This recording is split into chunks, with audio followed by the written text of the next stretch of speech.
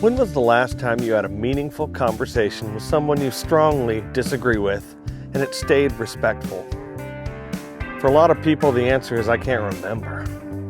Something has changed in the way that we talk to each other, and I think it's creating a dangerous feedback loop in our society.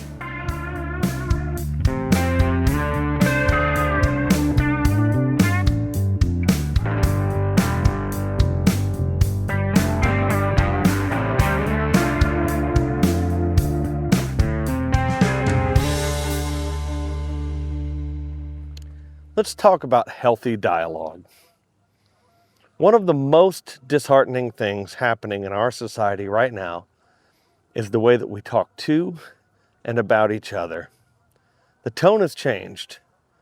There's less respect, less curiosity, and less willingness to understand people we disagree with. You see it in public conversations coming from our leaders. You see it in media. You see it in everyday conversations between regular people. Mutual respect seems to be evaporating, and honesty, well, it hasn't fared much better. There was a time when being caught in a blatant lie could end a public career.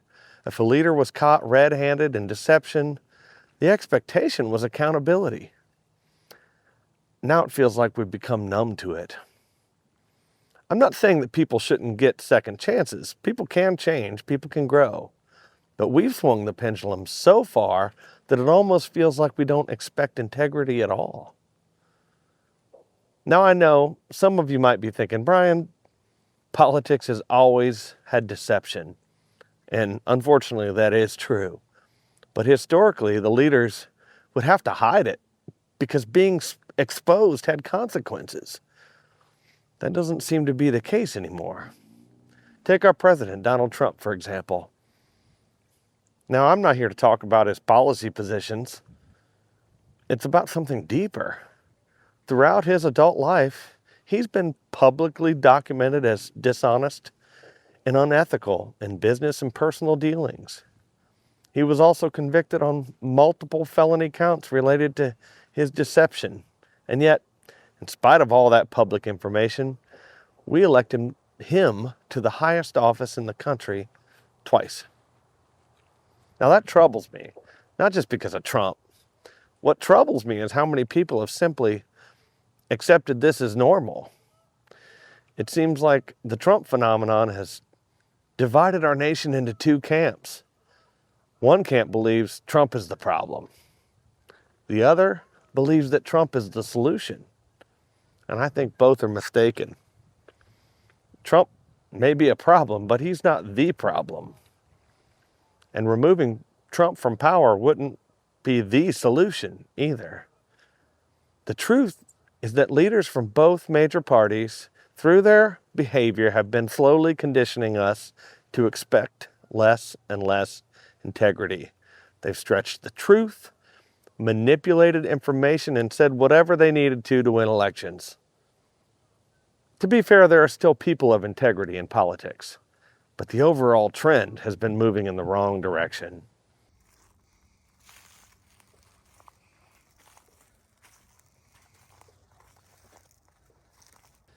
Then you add another layer, the enormous influence of corporate money and extreme wealth in our political system. Campaign financing has allowed powerful interests to pour just massive resources into shaping elections and policy. And when leaders make deals with that kind of power, guess whose interests are usually coming first? It's not the average citizen. At the same time, many Americans feel abandoned and unheard. Both parties have left large groups of people feeling neglected and disenfranchised. One party has simply been more effective at speaking to that frustration. But neither party has really solved the underlying problems.